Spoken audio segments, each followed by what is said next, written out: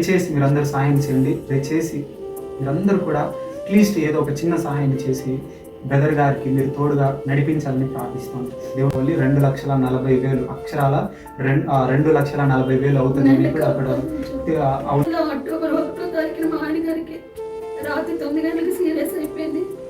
విపరీతంగా ఫిట్స్ వచ్చేసి వాంతులు అయిపోయి బాడీ అంతా చాలా ఇదైపోయింది. ఒక గంటలో ఒక 10 సార్లు వచ్చేసింది.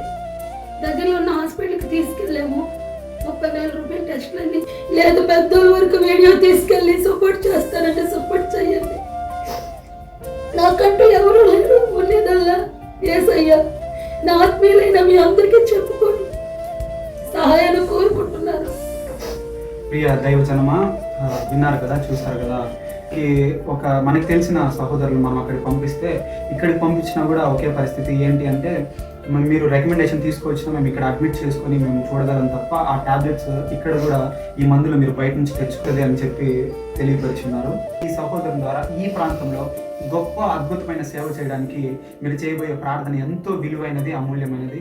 దయచేసి మీరందరూ సహాయం చేయండి. దయచేసి మీరందరూ కూడా అట్లీస్ట్ ఏదో ఒక చిన్న సహాయం చేసి బ్రదర్ గారికి మీరు తోడుగా నడిపించాలని ప్రార్థిస్తున్నాను.